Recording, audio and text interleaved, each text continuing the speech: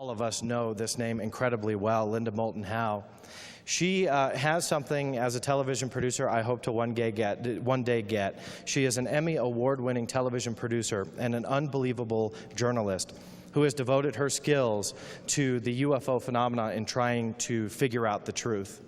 Tonight's lecture, Linda is going to be talking about the United States government denial of UFO crash retrievals in the interest of national security. You can check out a lot of her research and unbelievable news stories. You can keep up to date on just about anything that's going on her website at earthfiles.com. Linda is a dear friend of mine. She has been a big help in my research and in the work that I have done, and it is an absolute honor to bring to the stage Linda Moulton Howe. Thank you, John, so much. Thank you. Thank you.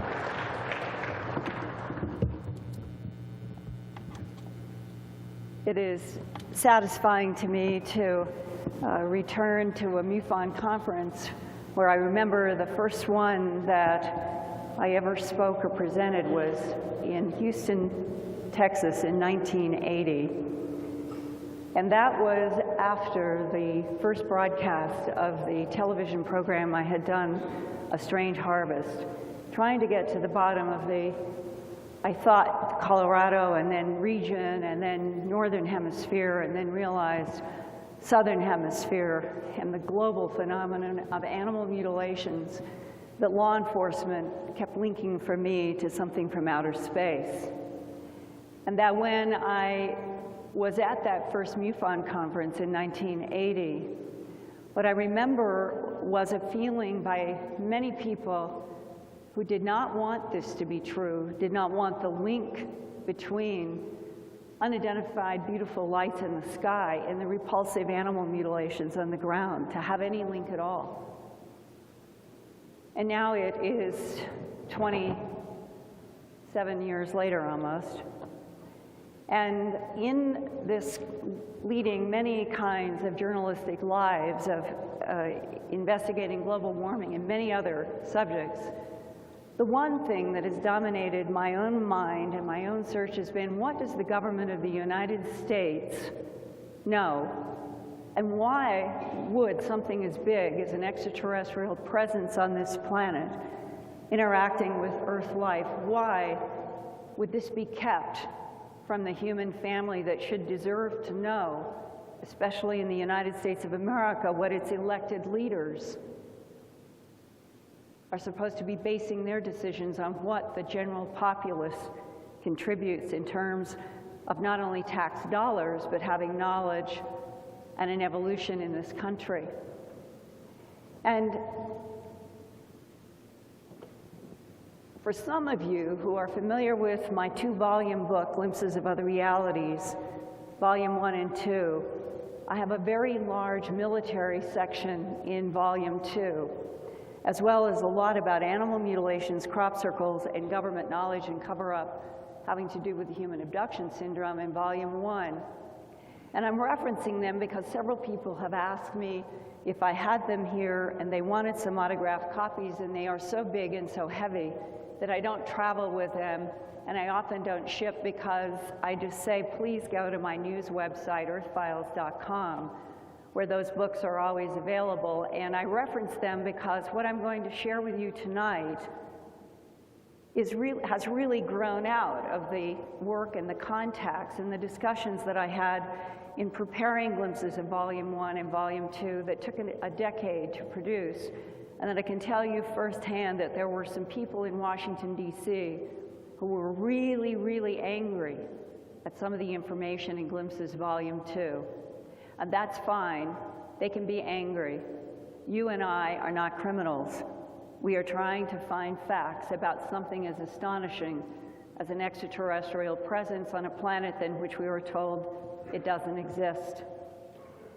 And in this evolution that I've had as a journalist and as a TV producer, trying to get to the bottom of a subject that has kept proliferating, becoming more complex and more astonishing each year, one of the people that I have respected the most over the last 2-3 decades since I first met him is John Schuessler.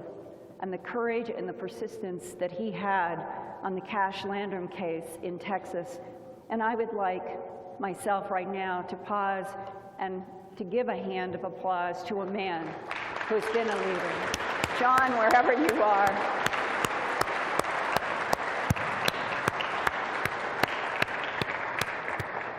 Thank you for persisting with your work and for sustaining MUFON and for continuing in your own efforts to try to support as it is transitioning to new leadership, which hopefully will expand into what I consider to be some of the most important work, and that is the hard, slugging, physical evidence. It's hard work to go into the field. It's hard work to approach animals that smell like something you'd like to run away from rather than cut tissue from. But those are the data points that have helped get me to this moment standing before you in, I hope, sharing with what I think are some of the hard facts about why this government, in cooperation with other governments for at least 60 years, has had a policy of denial in the interest of national security. It was a little more than a decade ago, in the early 1990s, that a Las Cruces, New Mexico resident named Andrew Kistner met me to talk about leaked documents and information from 2 military sources at White Sands Missile Range. Their information was about our government's military aggression in the 1940s and 1950s against an alien disc technology, the disc technology's retaliation, and the American government clamped down to keep the truth from the media and the public. It was in the late 1990s that Andy Kistner decided that he would run for office in the state of New Mexico and was elected state representative for Doña Ana County, where he lived, which was in Las Cruces, not far from the White Sands Missile Range. During Andrew Kistner's 2 years in state government, he was frustrated by the firm blocks around the alleged 1947 UFO crashes in the very region that he was representing in New Mexico government, and was getting private, secret information coming from Naval Research Lab and White Sands contacts, but couldn't make a dent as a politician in the state trying to get to the bottom of what the government knew and why it was covering it up. But he did contact Congressman Steve Schiff of New Mexico in the congressman's own effort to open up more facts about the Roswell events.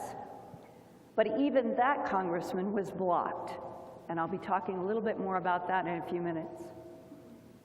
Andy Kistner told me that his private White Sands sources not only told him many details about the disc technology that they categorized as extraterrestrial, but that the sources had an explanation for why there has been such a strict government policy of denial about the facts since the early 1940s and perhaps before.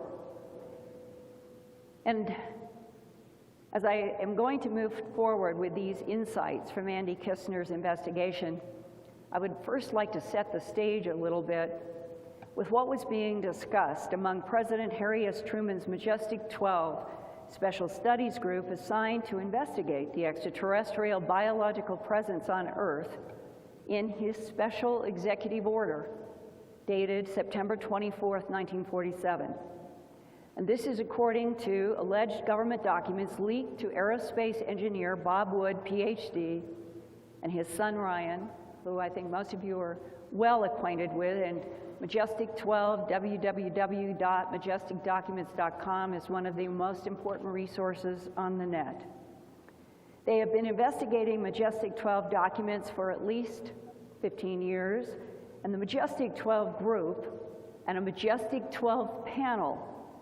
There were some common people to the panel and the group, such as Vannevar Bush, but there were also, it was an expanded group that took advantage, from Truman's point of view, of the best minds in science, in medicine, in military, and in the corporate business world that apparently the administrations were having to depend upon in highly classified ways in order to accomplish some of the work that the military could not.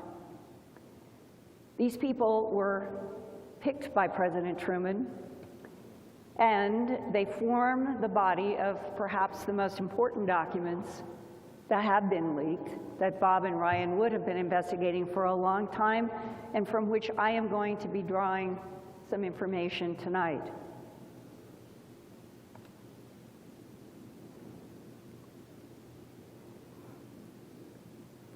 It looks like that I don't have, there.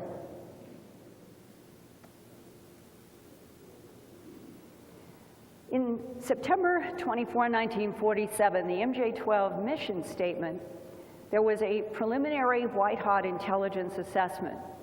It referenced another highly classified retrieval of an unidentified lenticular aerial technology that was abbreviated as ULOT-1. That disc was in Cape Girardeau, Missouri, and the year was 1941. What was retrieved? The craft's propulsion system that was called in this document and another document a, quote, neutronic propulsion system or neutronic power plant. Both phrases were used. And who studied this neutronic power plant?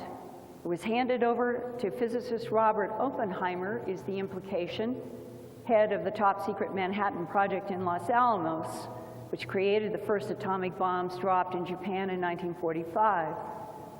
These leaked Majestic 12 documents indicate that the United States government already had extraterrestrial hardware and perhaps entities both dead and alive long before the New Mexico crashes in July of 1947. The MJ-12 first annual report of 1952 begins, quote, a review of the President's special panel to investigate the capture of unidentified plan-formed space vehicles by U.S. armed forces and agencies. And plan-formed means flat and curved. The panel concluded a consensus reached by members of the panel that until positive proof that the Russians did not attempt a series of reconnaissance flights over our most secure installations, the sightings and recovered objects are interplanetary in nature, unquote. In paragraph I of that same report, the MJ-12 panel stated, quote, V-2 rocket launches at the White Sands Proving Ground, New Mexico, have been knocked down by undetermined jamming. The source of the jamming is believed to come from UFO sightings on or near the range. Guidance systems are believed to be vulnerable, and this presents a clear and present danger. Such keeper flights carrying nuclear weapons are too horrific to contemplate. Shielding of systems and circuits are underway.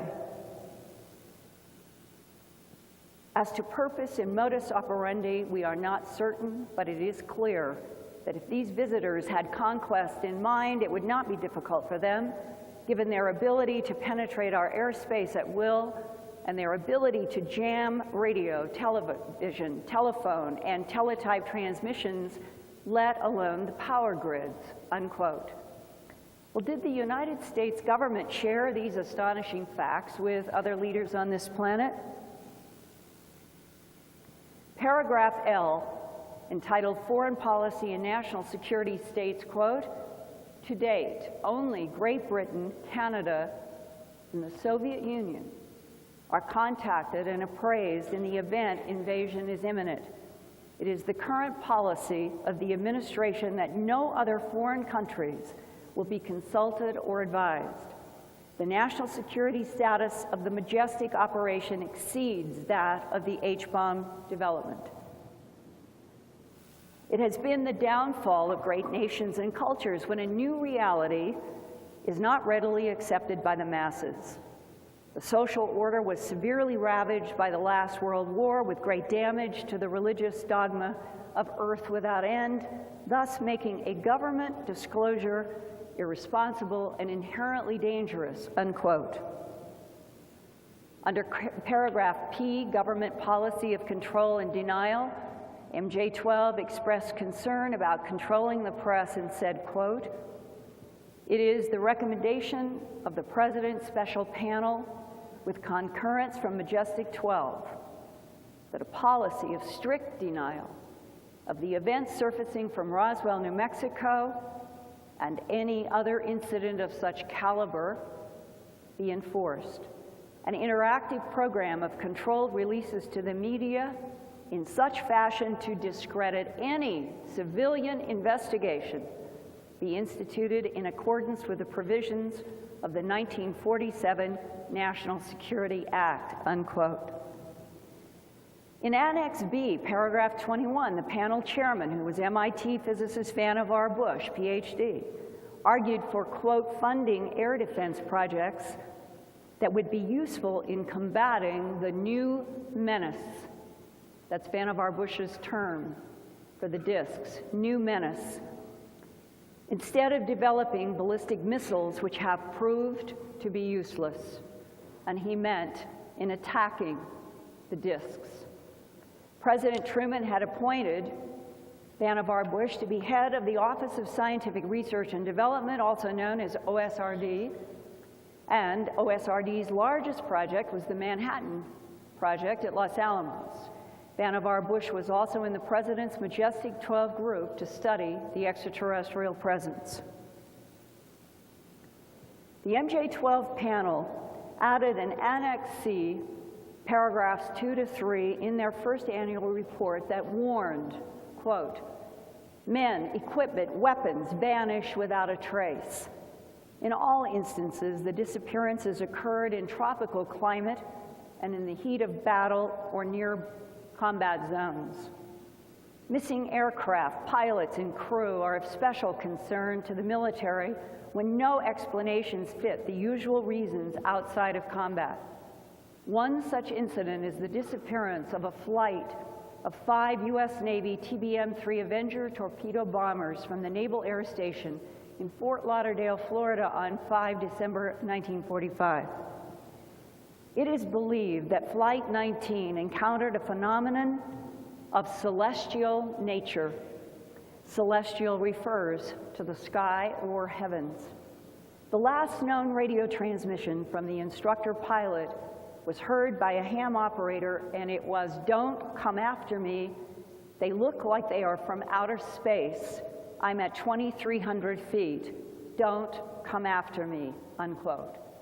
And then 2 years later, on January 7th, 1948, and about 7 months after the Roswell UFO crashes, U.S. Air Force Captain Thomas Mantell tried to pursue a large silver disk near Godman Air Force Base, Kentucky, but he died in the subsequent crash of his plane.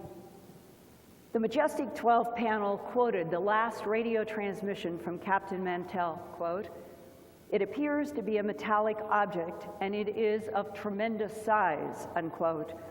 The panel further explained that when Godman personnel arrived at the crash scene, Mantell's F-51 was found in many pieces, not large sections, as one would from a free stick descent.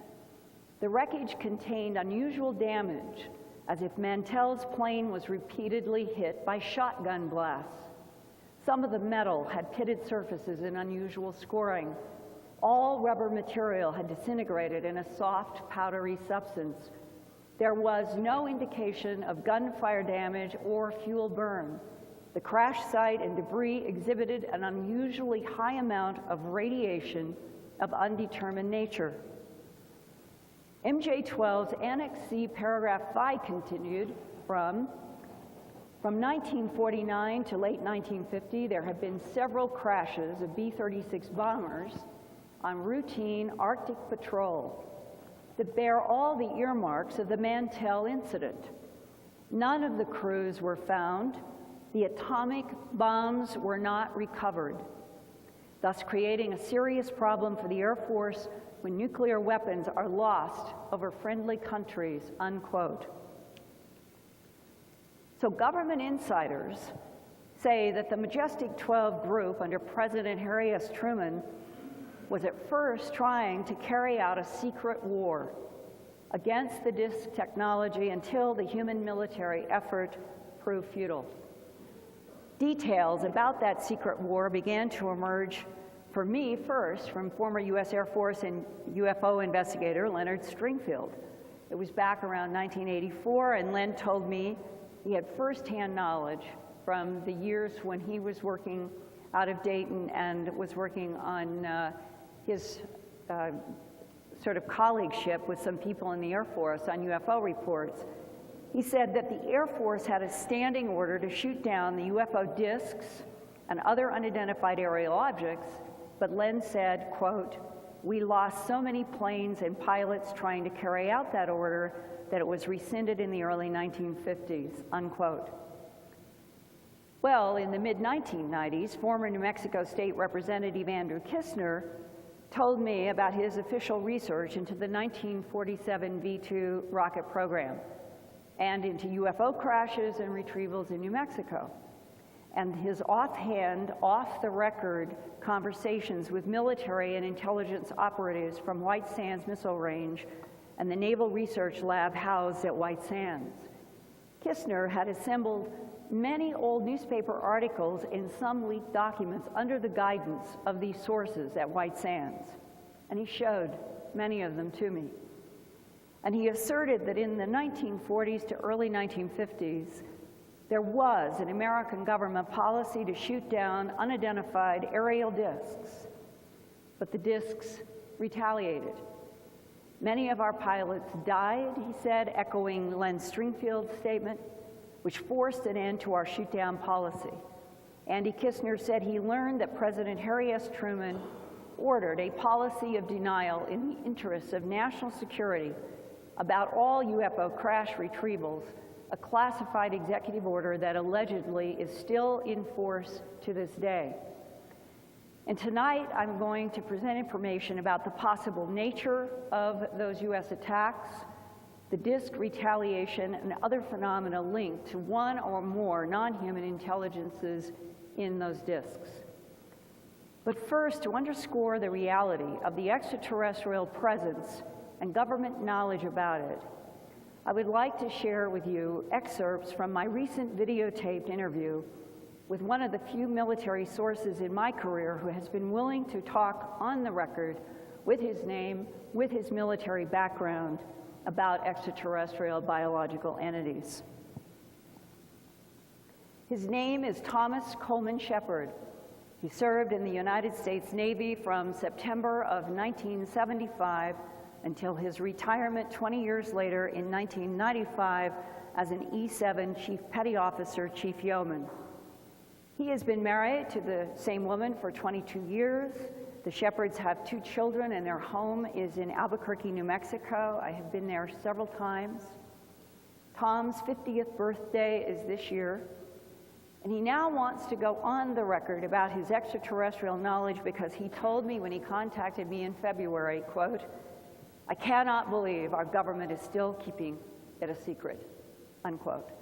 He strongly feels that the public should be told the truth. He said, "Our taxpayers' dollars have been paying for this for a long time. We deserve the facts." Now we're going back 30 years to Thanksgiving night in 1976, and Tom was stationed at White Beach Naval Base in Okinawa, Japan. At that time, he was a seaman apprentice to the staff of Commander Amphibious Group 1, and most of his work was clerical. He was in the administration building with 2 other men, Robert Topin and Craig Howard. Howard was mechanically gifted, and he liked to prove that he could get into sensitive areas that were off limits, including safes. And that Thanksgiving night, 30 years ago, Craig Howard had gotten into a vault that contained classified material and was yelling for Topin to join him. Tom Shepard watched as Topin ran by into the administration office that contained a vault of classified files. Shepard wondered what Howard had found that was so urgent. And listen now as retired Navy Chief Yeoman Tom Shepard tells what happened.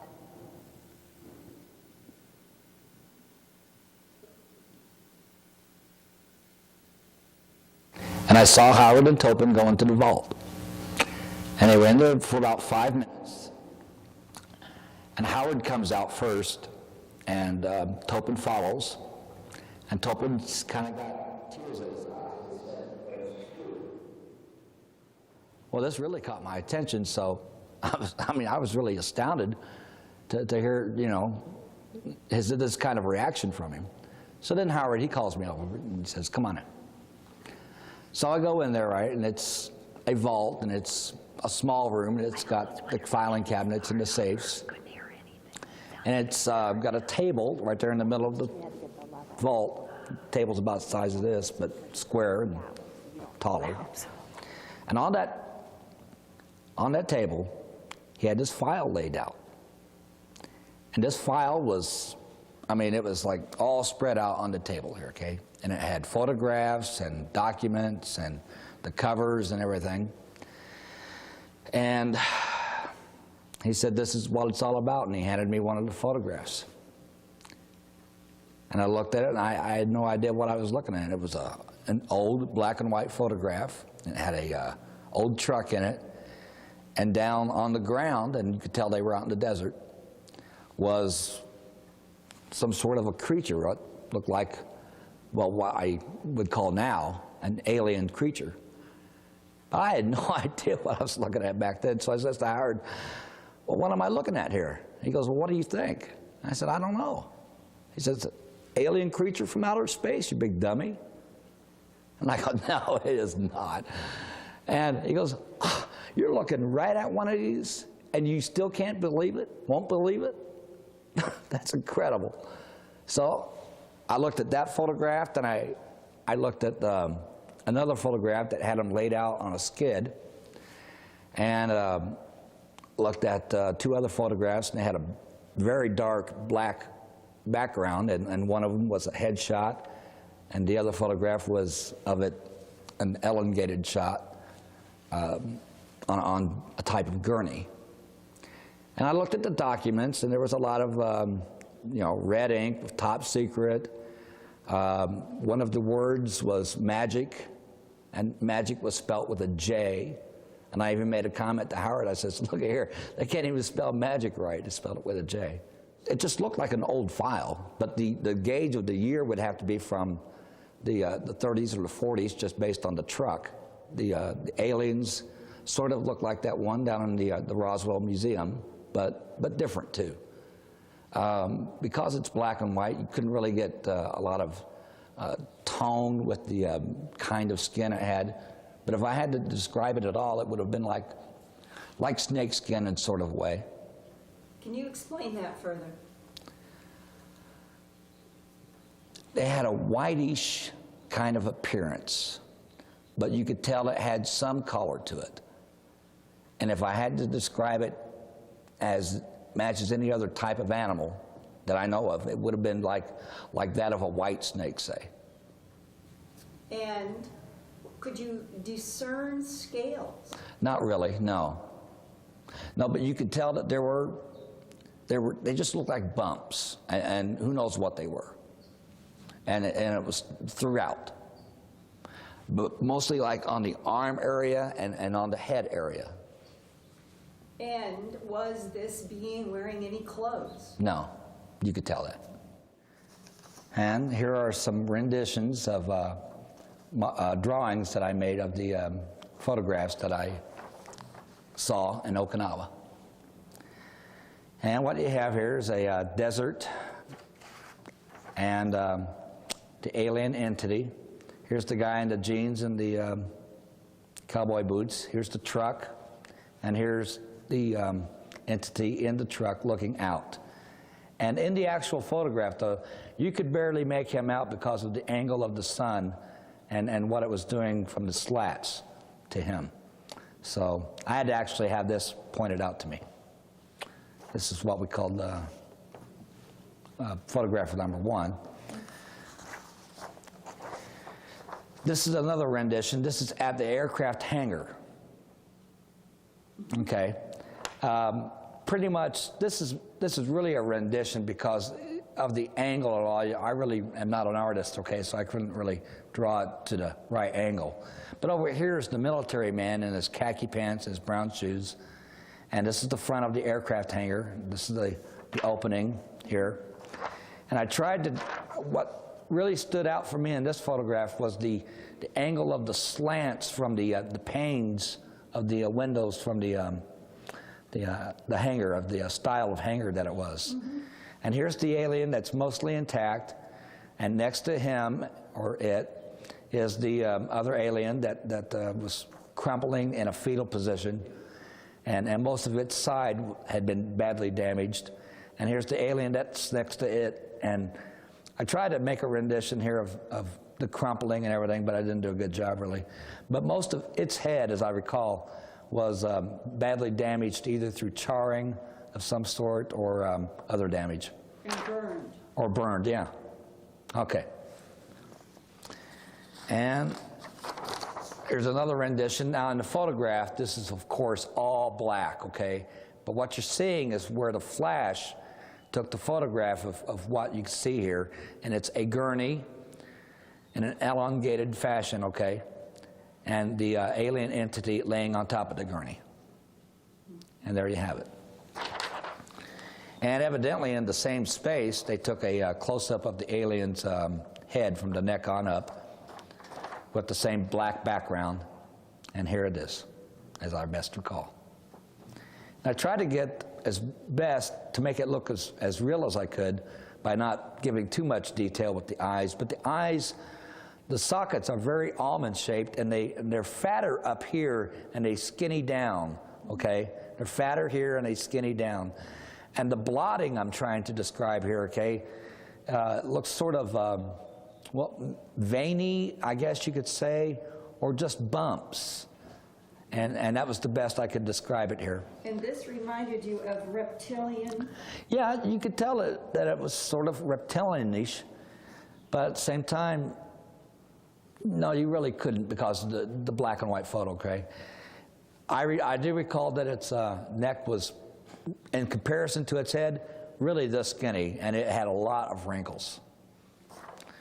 As if it were old? No, as if it was just the way it was, the way it was. But did that remind you also of a reptile? Mm-hmm, yeah. I tried to make a description of how long its fingers are and in comparison to its wrist. Mm-hmm. This is a better drawing, okay, of its palm in this fashion, all right, without a thumb. If it had a thumb, it was just sort of a nib-looking thing here. And it did have these slanted tip fingertips, and on the tips, you could tell it was sort of a roundness, or what I call a suction cup. Linda, there is nothing on this earth that we know of that looks anything like this. It's not a human being. I'm telling you straight up. It wasn't a monkey. It wasn't an animal of any kind. It was like nothing that I had ever seen, and that's all I could say. It was definitely not a human. It was definitely not an animal that we know of. What emotion did you feel?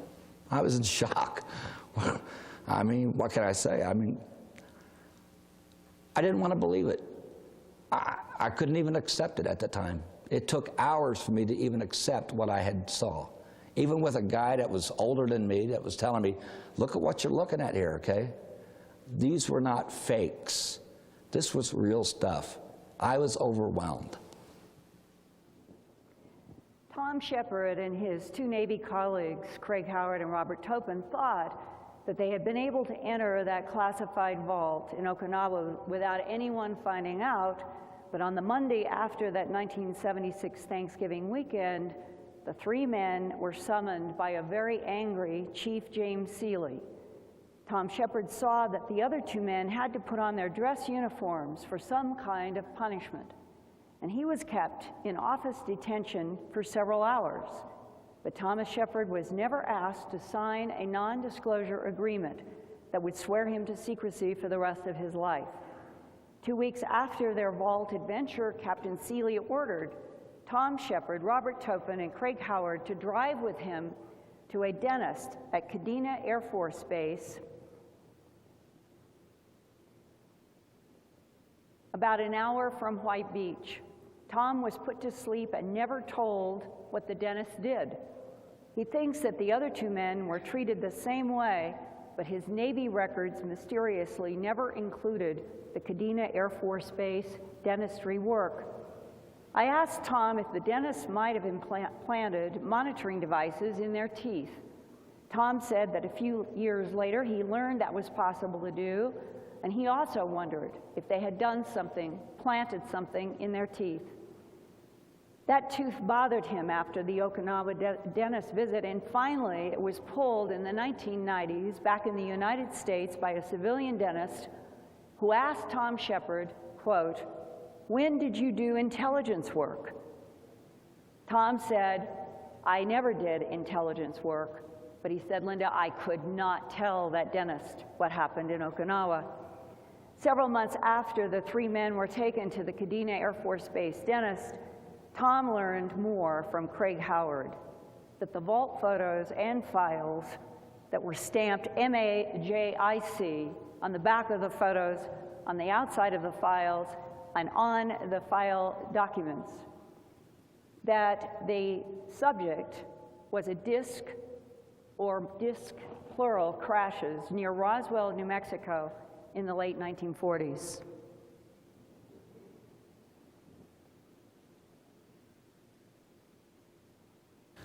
It was probably a couple of months after the incident that I finally came up to Howard and I said, okay, what was all that? And tell me what you know about what we saw. And he told me about Roswell. And he said that,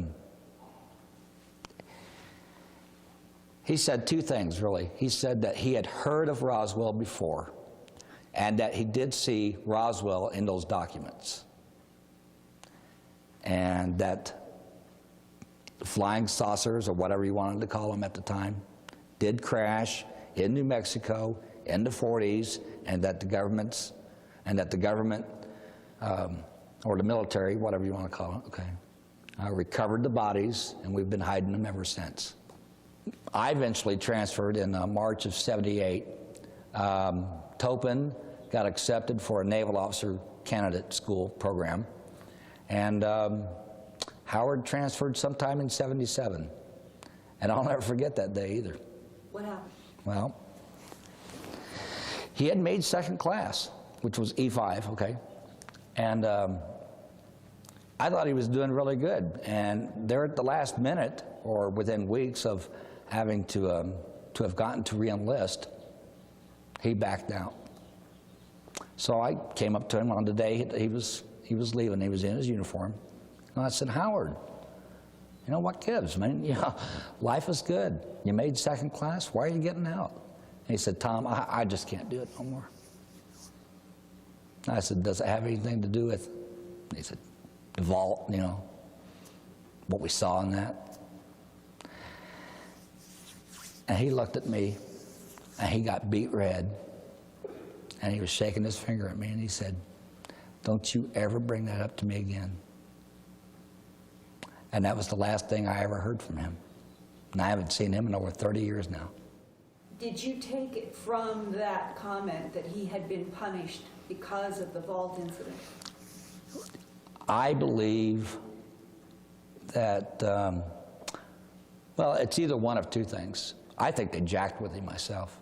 I think they gave him threats. But it could have been just that he knew a truth, and it wasn't going to go anywhere.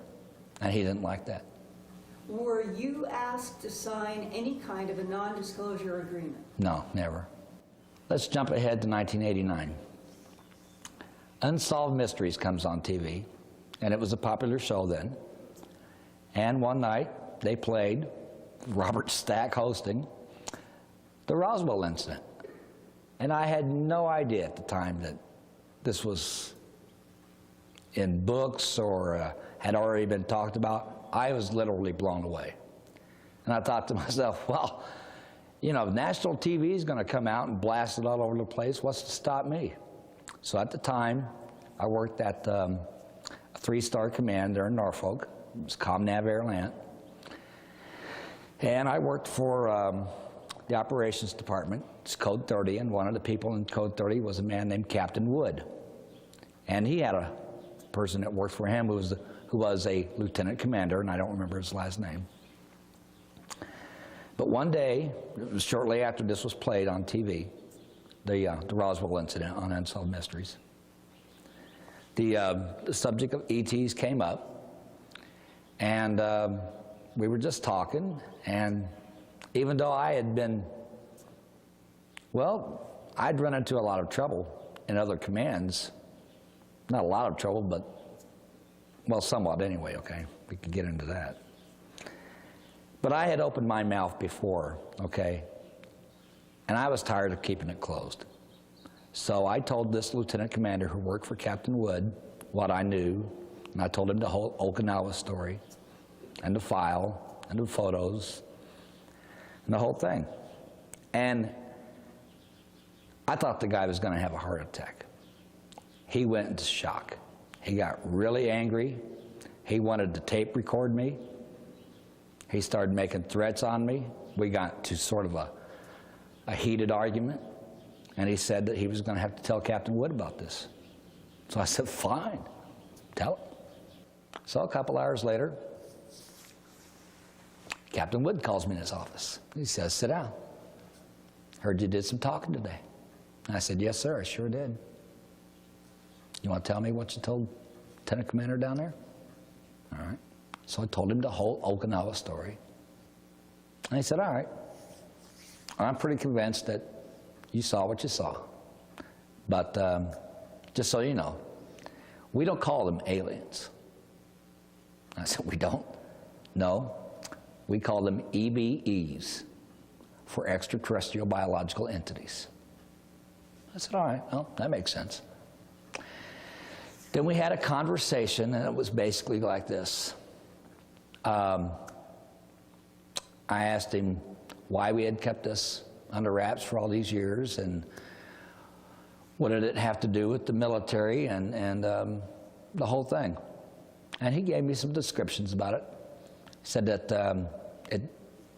since that period of time, and on up till, present day, that You're talking about the 40s to 1990? yeah, the 40s to 1990. Right. Okay. That they had been using this, and it was all for good reasons. They had been using what? Well, I've never really understood that either. They've been using the technology that the aliens gave them, or they've been using the crashed vehicles. Even though he said that, okay, it was just sort of inference that, yeah, the whole thing that we recovered, okay? So that's how I took it. That our government was using? Yes, what we had recovered. For?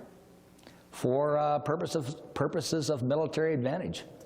I asked him if the president knew, and he said, can't go there. I asked him how this might have an effect on society and religion. And basically the whole thing was people couldn't handle it. That there'd be too much shock.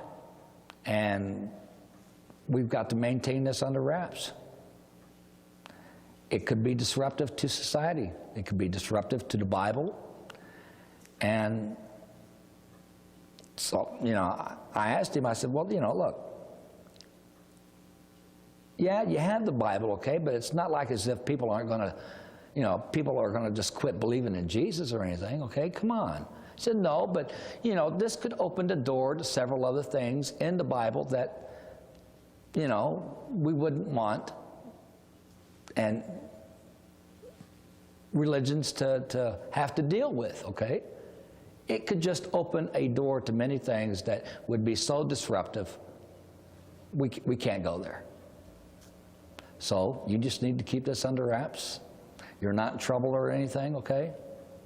And that's it. And if you say that we had this conversation, you can, it didn't happen.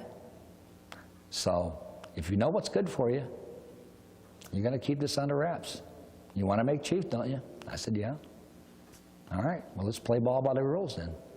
Did you ask him when the public and the media would be allowed to know. No, probably never. Is that what he said? That's what he said. Probably never. But that means the planet is living in a huge lie. Yes, of course it does. Especially when you accept that when you're in the military. You accept that because you're working with secret material all the time. And you understand that the United States maintains military advantage over our enemies. And you accept that. That's an okay answer for a military guy. But isn't that an incredible answer? Probably never, that the world would be kept in the dark forever?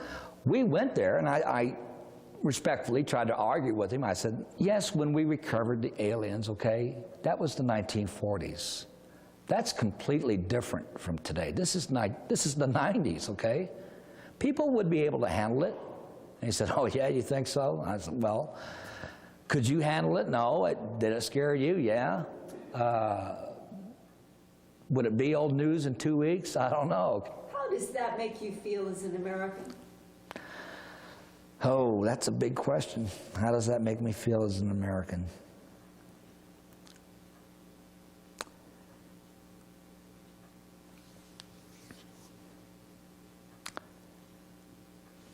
I think the public should be given the truth. And that's all there is to it. Enough is enough. For years, I've understood the need for secrecy,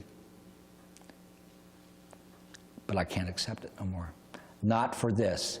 Not to arrogantly and outlandishly just come right out with books and in media to say Roswell didn't happen. It hurts.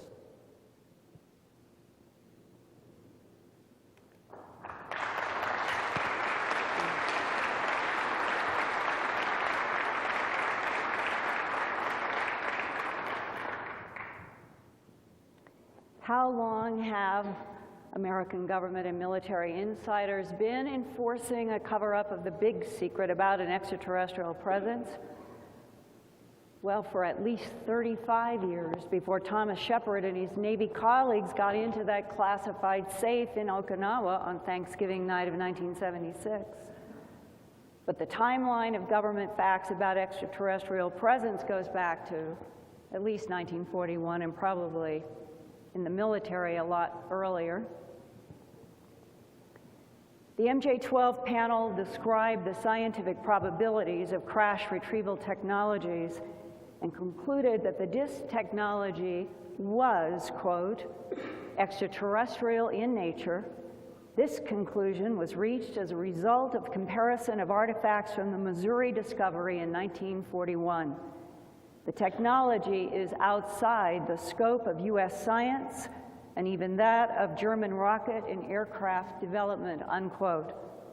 The line through from the Missouri indicates that this was a draft which was still being edited.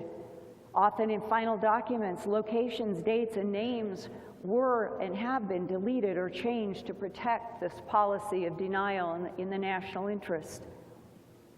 And that neutronic device from the Cape Girardeau crash was allegedly shared with physicist Robert Oppenheimer after he took on the work of building an atomic bomb in the Manhattan Project at Los Alamos, and apparently had the gift of extraterrestrial insight in that neutronic propulsion device. There is also very public evidence that the U.S. military on February 24th to 25th, 1942, a year later, attacked at least one, perhaps two craft described in government documents as celestial. America's involvement in World War II had officially been declared on December 7th, 1941, when Japan attacked Pearl Harbor, Hawaii. 2.5 months later, when air raid sirens went off throughout Southern California from the San Joaquin Valley to the Mexico border, residents wondered if the sirens meant another war invasion. Air raid sirens had been intermittent during the evening of February 24th, and then after midnight on February 25th, 1942, Powerful searchlights aimed at a glowing object above the Santa Monica Mountains, shaped like a diamond, some eyewitnesses said. Minutes later, America's 37th Coast Artillery Brigade fired off 1,430 anti-aircraft shells at the UFO. This is an actual photograph taken by a Mr. Calvert, which was published in the Los Angeles Times. That February 25th, 1942 newspaper headline reported, quote, "Army says alarm real," unquote. And then 2 days later, on February 27th, 1942, U.S. President Franklin Delano Roosevelt wrote a top-secret memo in reply to earlier information from General George C. Marshall, his Army Chief of Staff. FDR wrote to Marshall, quote, "Consultation with Dr. Vannevar Bush and other scientists on the issue of finding practical uses for the atomic secrets learned from the study of celestial devices precludes any further discussion, and I therefore authorize Dr. Bush to proceed with the project without further delay. This information is vital to the nation's superiority and must remain within the confines of state secrets," unquote. And the project, presumably, was what became the Manhattan Project to create atomic bombs in Los Alamos. 6 days later, on March 5th, 1942, General Marshall replied to President Roosevelt on Interplanetary Phenomenon Unit letterhead about 2 unidentified aerial craft retrieved by the Navy and the Army during the so-called Battle of Los Angeles. Quote, "As indicated in my February 26 memorandum to you regarding the air raid over Los Angeles, it has been learned by Army G2 that Rear Admiral Anderson, Director of Naval Intelligence, has informed the War Department of a naval salvage of 1 unidentified airplane off the coast of California that, unlike the raid, has no bearing on conventional explanation. Further investigation has revealed that the Army Air Corps also recovered a similar object in the San Bernardino Mountains east of Los Angeles, which cannot be identified as conventional aircraft. This headquarters has come to a determination that the mystery airplanes are in fact not earthly, and according to secret intelligence sources, they are in all probability of interplanetary origin." And that was early 1942. 5 years later, on July 9th, 1947, President Harry S. Truman issued a top-secret directive to General Nathan Twining right after 3 unidentified aerial vehicles shaped like pie wedges, not discs, crashed in New Mexico near Corona, White Sands Proving Ground, and east of Alamogordo. The dates were between July 4 to 6, 1947, and the directive said, quote, "You will proceed to the White Sands Proving Ground Command Center without delay for the purpose of making an appraisal of the reported unidentified objects being kept there," unquote.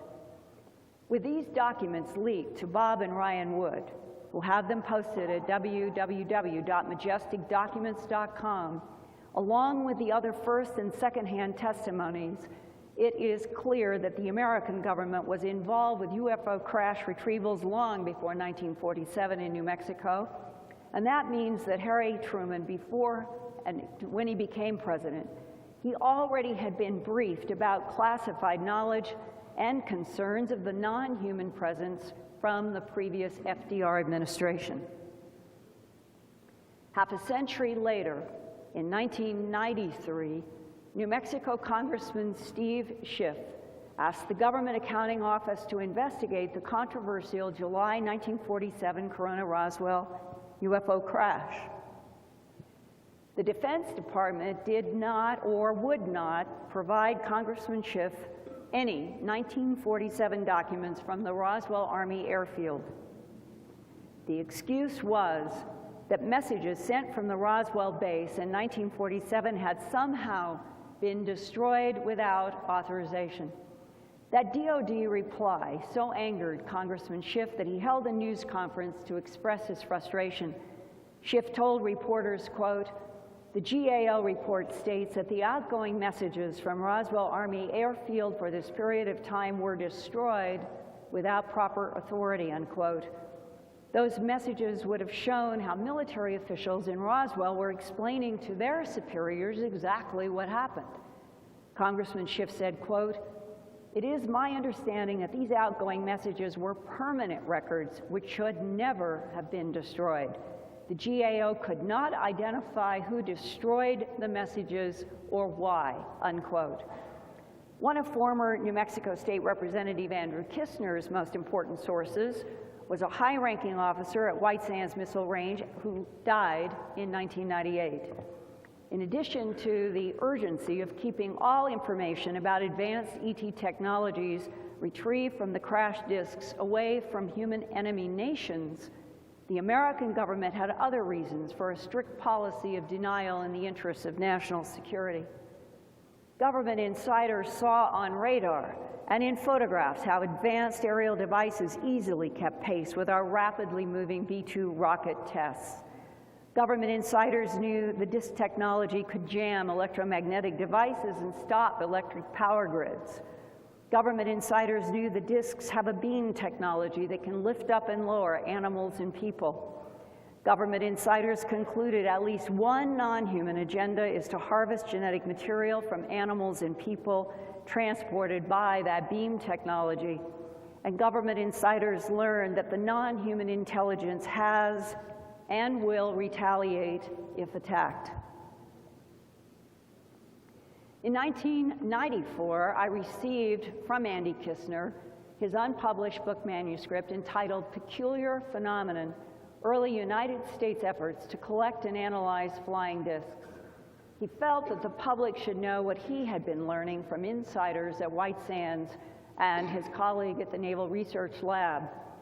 The facts were, he said, that UFOs had been seen and photographed during V-2 rocket launches, and that anti-aircraft artillery was deliberately fired at those discs.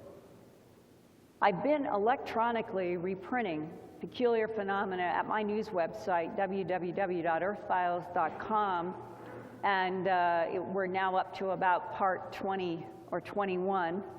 And here is a brief excerpt, quote, "The most highly classified episode in American military history began with a series of events on May 15, 1947, that ultimately resulted in the crash and recovery of at least 2, probably 3, and possibly 4 extraterrestrial flying discs.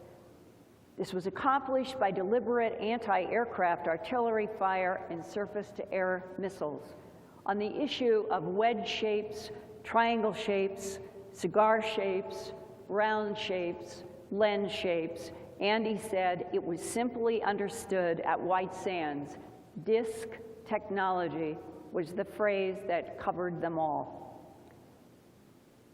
The U.S. Army's actions in using anti-aircraft artillery fire and surface-to-air missiles to attack the disc technology either caused or was a response to offensive, overt acts initiated by flying discs themselves. Whatever flying discs are, they are not defenseless. Their special weapons were, and even now, are unconventional. Flying discs were immediately defined by the United States military in 1947 as, quote, an enemy weapons system, unquote. By May 15, 1947, V-2 rocket tests at White Sands were underway, and that day, one was launched to an altitude of 84 miles. It carried instruments to measure cosmic and solar radiation temperatures, ionosphere measurements, and to do photo experiments for the Naval Research Lab. But the V-2 rocket crashed east of Alamogordo, New Mexico. And about that V-2 crash, the Las Cruces Sun News reported on May 16, 1947, quote, Lieutenant Colonel Harold R. Turner, White Sands Proving Ground commanding officer, blamed peculiar phenomena for the erratic test of a German V-2 rocket which landed only 6 miles east of Alamogordo. What actually happened during that May 15, 1947 V-2 rocket launch? Well, State Representative Andrew Kistner learned from his confidential sources that the facts remain classified and off-limits to public and media to this day. But Colonel Turner's reference to peculiar phenomena was his discreet way to avoid saying unidentified aerial discs. And how was that peculiar phenomena described at White Sands? Andrew Kistner says it was a radar target that instantaneously appeared next to the rising V-2 rocket. Immediately, the V-2 changed course. Kistner says his White Sands military source saw a photograph of a flying disc that had been taken from a camera mounted inside a V-2 rocket window, looking out at the disc pacing along the window. The peculiar phenomena caused the V-2 rocket at White Sands Proving Ground to change course, and the rocket crashed to Earth 2 minutes later, only 6 miles east of Alamogordo, 40 degrees off the V-2's projected flight path on May 15, 1947. An Army officer at White Sands Proving Ground told Andy Kistner, quote, "The peculiar phenomenon object was defined as hostile in that it appeared to have affected the V-2 rocket's trajectory. It was, by every definition, an advanced foreign weapons system. Effort would be expended to guard against further intrusions, and high priority was assigned to collect a specimen of that technology for further analysis, covertly if possible," unquote. And that phrase, high priority assigned to collect a specimen of the technology, meant the creation of covert American government units to bring down unidentified flying objects that could pace launched V-2 rockets and cause them to veer off course. Those retrieval units operated under Project Moondust and Pounce that were responsible for securing the airspace over White Sands Proving Ground. One of their classified missions, Andy was told, was to aggressively bring down the advanced discs to study and potentially back engineer. Andy Kistner's source on this particular subject was a good friend who had previously worked for the Naval Research Laboratory. And right now is a brief excerpt of Andy Kistner sharing what the now deceased Naval Research Lab man told him.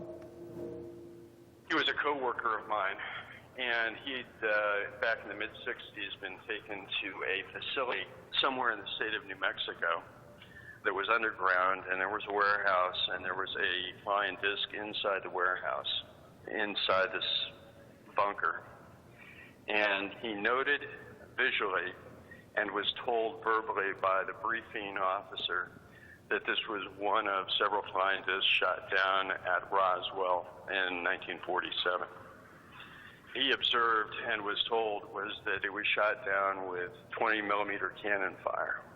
And he observed on the flying disc penetrations of the skin and exit holes through the top of the aircraft, through the top of the flying disc, and was told that it was a product of 20 millimeter cannon fire. According to the Smithsonian National Air and Space Museum, quote, in July 1944, the Navy's Bureau of Ordnance requested Section T of the Office of Scientific Research and Development to study anti-aircraft missiles to counteract the Japanese Oka piloted bombs and other suicide weapons sent against the United States in the Pacific. The requirement was for a missile to shoot down a plane at a range of 20,000 yards at an altitude of 30,000 feet, unquote. 4 months later, by November 1944, the Navy's Bureau of Ordnance assigned the Applied Physics Laboratory of the Johns Hopkins University in Silver Spring, Maryland, to undertake the development of radar-guided surface-to-air missiles. This project became known as Bumblebee, that produced several ramjet-powered missiles. Spurred on by his off-the-record military and intelligence sources, Representative Kistner studied newspaper archives and came to this startling conclusion. Quote, it does not appear that flying discs were passive actors in 1947. Between May 9th and July 31st, more than 600 military and civilian airplanes crashed worldwide. That's an average of 7 crashes a day for 84 days, unquote. The peak of plane crashes seemed to come after a famous May 29, 1947 Juarez, Mexico explosion, which was reported as another V-2 rocket that veered off course only 2 weeks after the Alamogordo V-2 crash, and this time the rocket is 180 degrees off course. That means it's going one way and returns right on itself. But the truth was, Kistner says, the May 29, 1947 event was an American military test of a surface-to-air missile strike against an unidentified radar object. Again, it was White Sands commanding officer, Lieutenant Colonel Harold R. Turner, who had planned a secret V-2 rocket launch for May 29th. Andy Kistner wrote in his manuscript, quote, "At 7:15 p.m. Mountain Standard Time on May 29, 1947, it is believed that at least one Wasserfall surface-to-air missile or a modified Hermes A-1, complete with a 674-pound high-explosive warhead, was fired at one or more radar targets hovering to the southwest of White Sands Launch Row. 5 minutes later, at an altitude above 60,000 feet, the proximity fuse on the warhead detonated 10 miles north and slightly west of Mount Franklin. The explosion was witnessed by Major General John L. Homer, commander of Fort Bliss from 1946 to 1950. The El Paso Times reported the next day, on May 30th, 1947, that the first explosion occurred more than 10 minutes before a second explosion at least 25 miles further south. General Homer sent troops to look for missile wreckage and to investigate the first site and the second site. The surface-to-air missile's mysterious target, possibly crippled by the explosion, they think continued to fly in airspace, eventually impacting within 1 mile of the new Buena Vista Airport, only 6 miles south of downtown Juarez, Mexico. Local residents described a blinding flash of light followed by a tremendous pressure wave and the appearance of a mushroom cloud. The concussion of the blast was sufficient to crack windows 6 miles north of the crash site, while an electric clock stopped at the El Paso County Sheriff's Office, apparently due to the blast effect. Still quoting from Kistner, whatever the mysterious, and from the Las Cruces Times, whatever the mysterious radar object had been was not apparent because it was totally vaporized by the explosion. Small shreds of burned gray metal fused with molten sand and rock were found near a crater outside Juarez. The crater was 50 feet by 24 feet deep, but there was no V-2 rocket body, there was no peculiar phenomenon, there was nothing in the crater. No one ever reported if General Homer found anything at the first explosion near Mount Franklin. An effective cover story was immediately provided to the press that another V-2 launched from the White Sands Proving Ground had gone astray, experienced a total gyroscopic failure, flew 180 degrees off course, and crashed in Mexico. There was no explanation why the launched White Sands missile apparently vaporized, but the implication was that the interplanetary disc technology had retaliated when fired upon, and that retaliation was what vaporized whatever landed and made the crater. Another mysterious and important visual detail was provided by the editor of the Las Cruces Sun-News, who watched the May 29, 1947 launch and said he saw with his own eyes, quote, 2 first-magnitude stars near the missile before it headed down out of the daylight sky to crash. Andrew Kistner reports that within 72 hours of the Juarez incident, 29 airplanes crashed around the world, killing 198 people. The worst disaster was near LaGuardia Airport in New York, where a United Airlines plane took off, crashed, and burned, killing all 38 passengers. And while the government Civil Aeronautics Board investigators were returning from the LaGuardia disaster, an Eastern Airlines DC-4 went nose down and crashed, killing everyone aboard. According to an eyewitness of the second crash, quote, "I saw the plane in a steep glide and several gleaming things like metal fell away from the plane as it hurtled down," unquote. Were those gleaming things more of the unusual phenomena that appeared on radar alongside the V-2 rocket launches and were photographed on film? More than one pilot who survived airplane crashes in 1947 said that their airplane was at high takeoff speed going down the runway, but mysteriously, there was never any lift under the wings, and they crashed. By June 15, 1947, President Harry S. Truman ordered a special board of inquiry to investigate American air safety. Among his appointees was Dr. Jerome C. Hunsaker, chairman of the National Advisory Committee for Aeronautics, and Dr. Hunsaker was also included on the top-secret Magic 12, Majestic 12 panel advising President Truman on the extraterrestrial presence. 2 days later, President Truman's Special Board of Inquiry about all of the air crashes held a secret session about how to prevent the tragedies.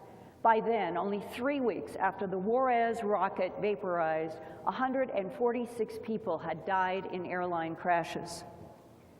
5 years later, on July 29, 1952, newspapers across the United States headlined, quote, "Air Force orders jet pilots to shoot down flying saucers if they refuse to land," unquote.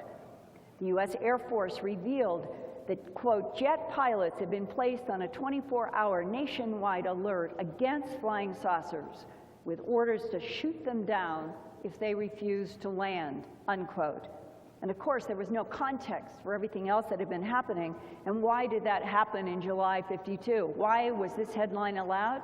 It was because of those overflights of Washington, D.C. twice in July of 1952 that probably had Washington running more scared than it had been in the previous 20 years.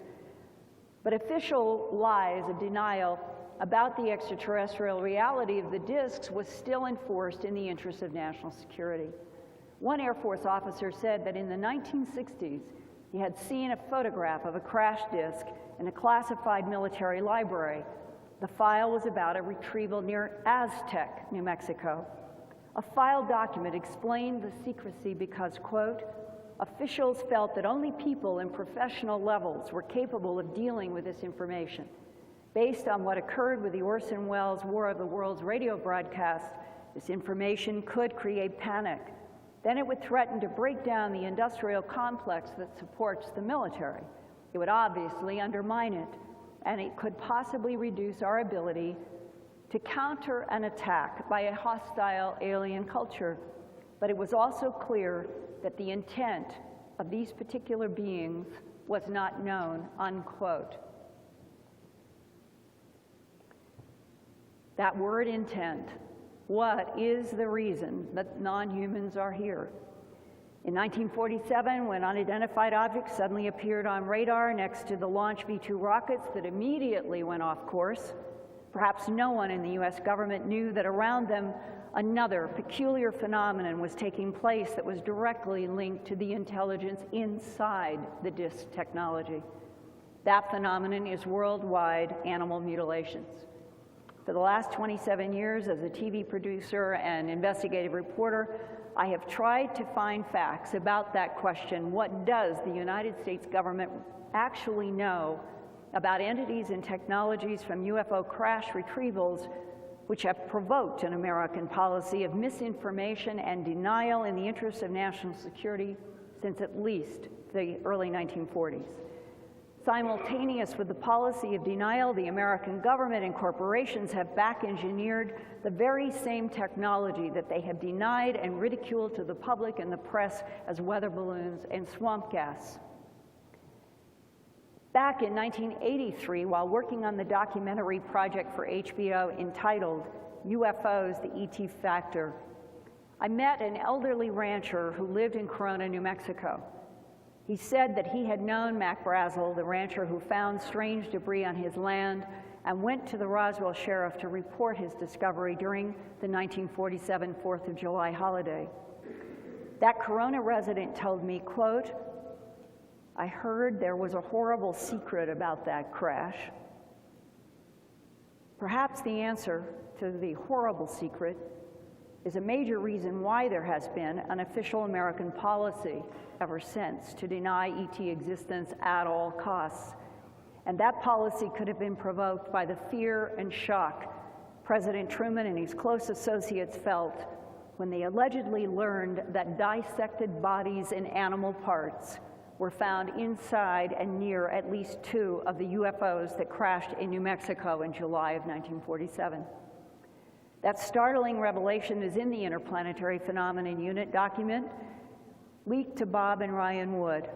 At the beginning of my talk about February 25th, 1942, and the artillery attack on the diamond-shaped object over Santa Monica, I showed that Army Chief of Staff George Marshall corresponded with FDR on Interplanetary Phenomenon Unit letterhead. During 1979, hundreds of cattle, horses, and other animals were reported dead with bloodless excisions of the same body parts in Colorado and surrounding region, exactly the same type of unusual animal deaths that law enforcement had been reporting since at least the early 1960s. I wanted to get to the bottom of the unsolved mystery and produce the documentary A Strange Harvest. The bizarre, bloodless animal mutilations were not happening only in Colorado. I learned that animal mutilations were occurring all over the United States, Canada, and many other countries, all with the same pattern of tissue removed from their bodies. An ear, an eye, a circle of flesh around the eye, half the jaw flesh removed, the tongue excised, and a vertical cut deep within the throat, as in this Sterling, Colorado case back in the summer of 1976.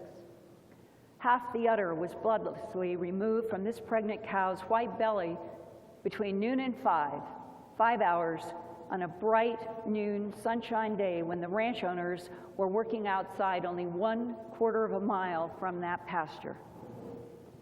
Many times the excisions have had serrated edges, which veterinarian pathologists have confirmed were made with high heat.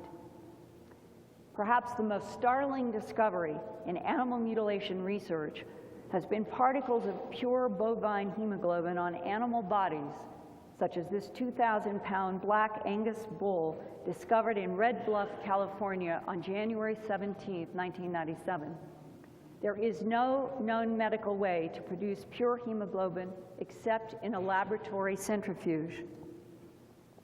But these particles were found around the bull's large circular chest excision.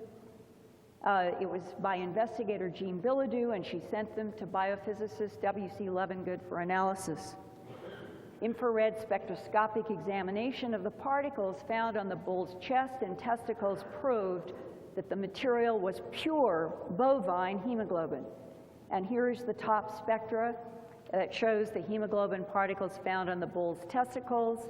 The middle spectra is from hemoglobin particles found around the chest excision, and the bottom spectra is from a known sample of pure bovine hemoglobin purchased from a medical supplier as a baseline comparison for bovine hemoglobin.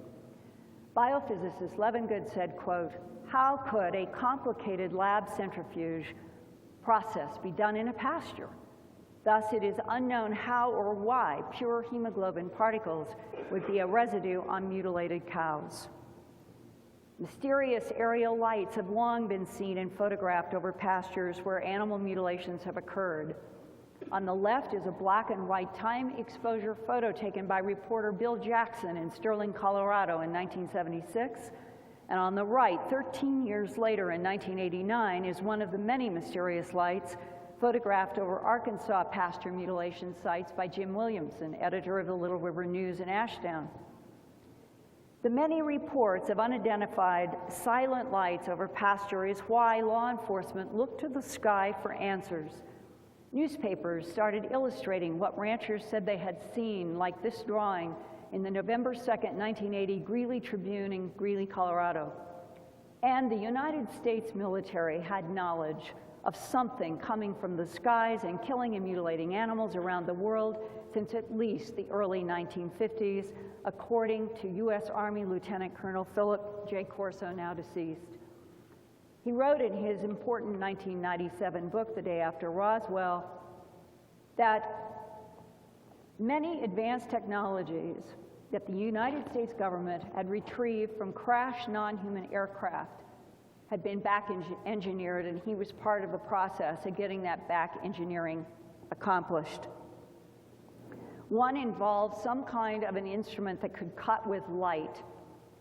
And Colonel Corso said in his book, why did the extraterrestrial inhabitants of the craft have a cutting device like this aboard their ship? It wasn't until later when I read highly classified military reports of cattle mutilations in which entire organs were removed without any visible trauma to the surrounding cell tissue that I realized that the light beam cutting torch was being used by the aliens in medical experiments on our livestock. Before he died, Colonel Corso talked to me in private about the documents that he had seen in the Pentagon in General Trudeau's office in Washington, D.C., after Corso had returned from World War II assignments in Italy. He told me that he had read with his own eyes reports dated as early as 1951, only 4 years after Roswell, about animals found in several parts of the world with bloodless excisions and no tracks around them. And Colonel Corso said the classified report specified that the animal mutilators were, quote, extraterrestrial biological entities, unquote. The subject was so sensitive, he told me, because the United States government was scared that if the public knew something from outer space was able to pick up heavy animals in beams of light, remove tissue and liquids with advanced instruments, and then return the animals dead and mutilated to pastures, the Americans and the world would panic.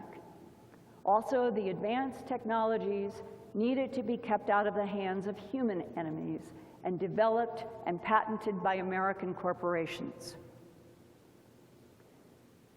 Going back to the Corona rancher who told me there was a horrible secret at the UFO crash site in Corona, New Mexico, I think the horrible secret was that dissected bodies of some kind were found outside the crash between Corona and Roswell, while animal parts were found inside the crash vehicle near the Trinity site at White Sands Proving Ground.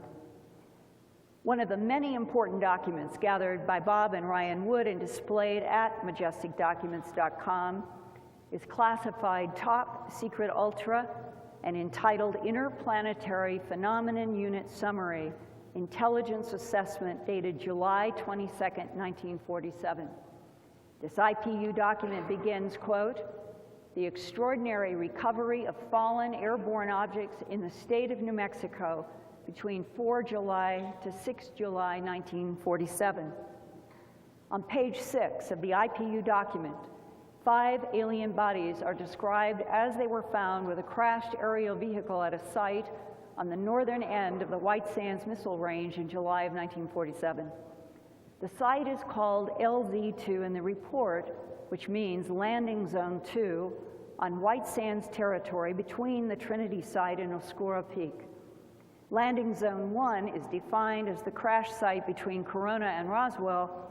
A third Landing Zone 3 is defined as 30 miles east of Alamogordo on or near the Mescalero Apache Indian Reservation. All 3 crashes occurred between July 4 to July 6, 1947, according to the IPU and the MJ-12 reports. On page 2, paragraph 4, the IPU intelligence assessment states, quote, on arrival at LZ2, personnel assessed the finds as not belonging to any aircraft, rocket, weapons, or balloon tests that are normally conducted from surrounding bases. First reports indicated that the first crash investigators from Roswell Army Air Force found that at LZ-1 was the remains of an Army Air Force top secret Project Mogul spy balloon.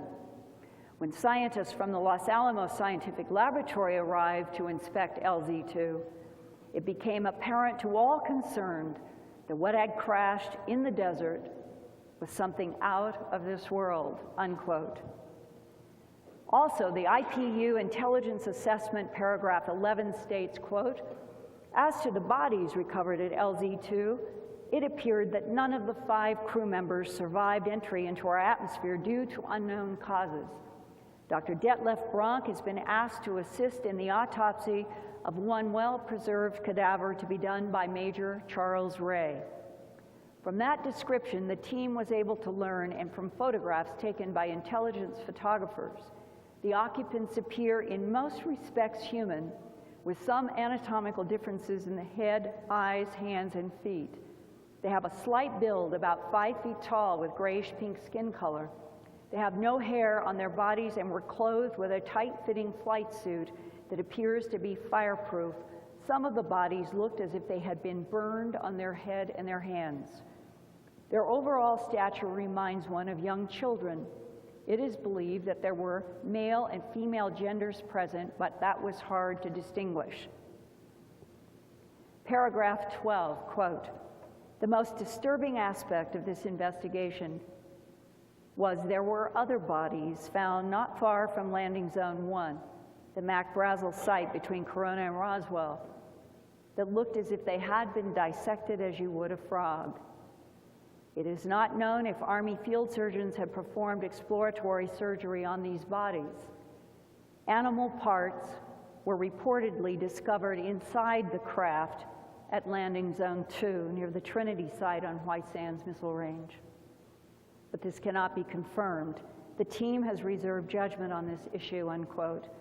And it is not clear in these documents if the bodies dissected as one would a frog were animal, human, or non-human. The Truman administration already knew that their attacks on the discs provoked retaliations in plane crashes, electromagnetic jammings, and taking down power grids. Finding dissected bodies at one crash site and animal parts inside another craft must have scared President Truman and his colleagues so badly that they all agreed that the tightest lid had to be placed on the entire UFO phenomenon, a policy of complete denial in the interests of national security, while they tried to learn more and figure out exactly what they were up against.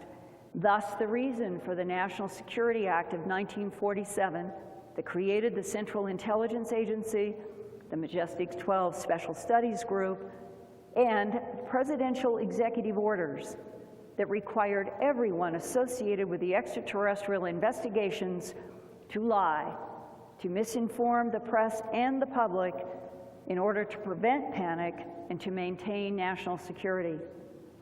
In addition to the dissected, unidentified bodies and animal parts, there was another disturbing event that would also have provoked the Truman administration's decision to keep all of the real facts about UFOs and the disc technology and what was in them from the press and the public. The 1952 Majestic 12 First Annual Report about retrieved extraterrestrial bodies in paragraph F states, quote, biological warfare programs in US and UK are in field test stages. Discovery of new virus and bacteria agents so lethal that serums derived by genetic research can launch medical science into unheard of fields of biology.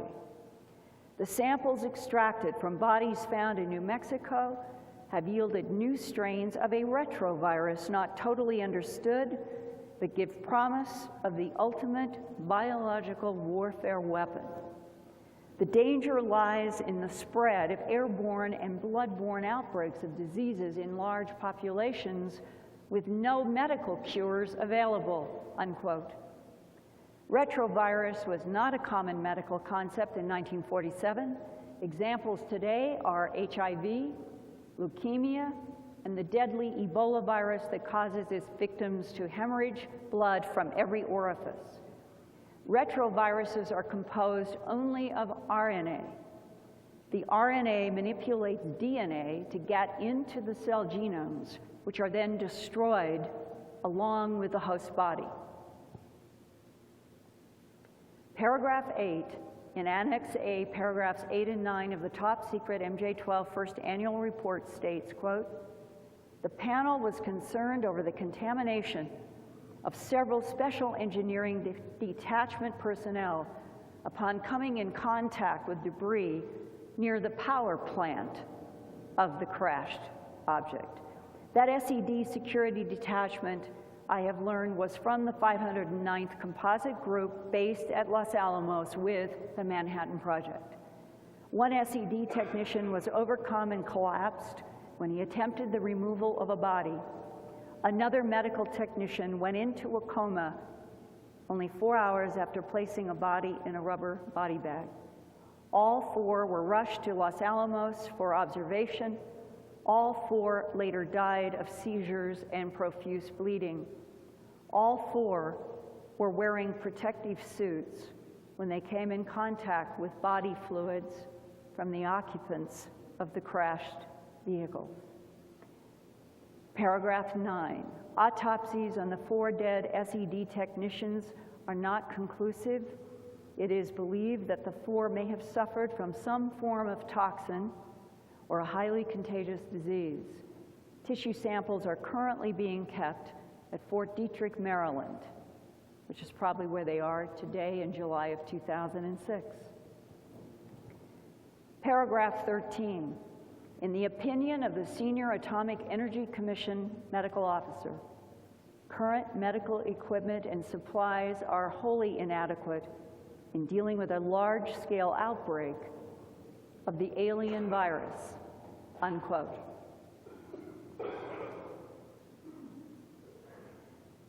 In summary, it would seem that those special insiders with a need to know about the extraterrestrial biological entity presence have been running scared since at least 1947 in these discoveries, and trying to keep any signs of their fear and lack of control from the press and public. But at the same time, their goal was to get the extraterrestrial craft any way they could, including trying to shoot them down in order to gain and sustain military superiority over American human enemies and maybe their perceived non-human enemies with the advanced technologies. That technology, which Colonel Turner at White Sands described as peculiar phenomena, could suddenly appear in flight alongside those top secret V-2 launch rockets and cause those rockets to change course and crash. And then when the government allegedly used weapons to forcefully bring some of the peculiar phenomena down to Earth, a White Sands missile evaporated and human airplanes seemed to crash at an alarming rate in the summer of 1947. President Truman called for a special investigation of the aviation crisis, and former New Mexico State Representative Andrew Kistner thinks many of those airplane crashes, according to his sources, were retaliation by the disc technology for the U.S. aggression against the foreign discs. Perhaps that peculiar phenomenon was here, or is still here, only to monitor Earth for whatever reason, and has never intended harm until threatened by human military aggression. But there were the dissected bodies, including animals, referenced in the government's own highly classified Interplanetary Phenomenon Unit and Majestic 12 reports, plus the hemorrhaging deaths of security men who handled crash site bodies while they themselves were in garments that were supposed to have protected them. The animal mutilations are famous for being bloodless, without tracks, associated with mysterious lights and beams, and continue worldwide to date. More than 3,000 animal mutilations have been reported in Argentina and Chile since 2003. And what about all those human abduction complaints since the 1960s, also associated with mysterious lights and beams?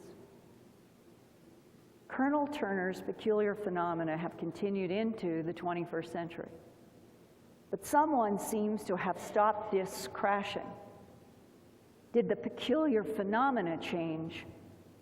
Or did our military strategy, because payback was too painful?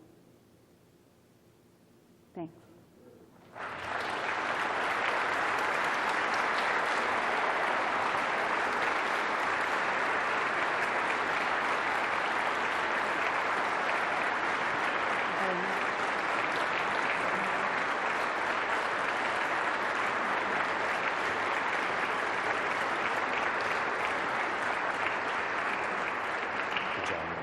Thank you very much. I don't know what time. I think I'm up. I am going to go to one of the back tables for questions, and I have only a half a dozen.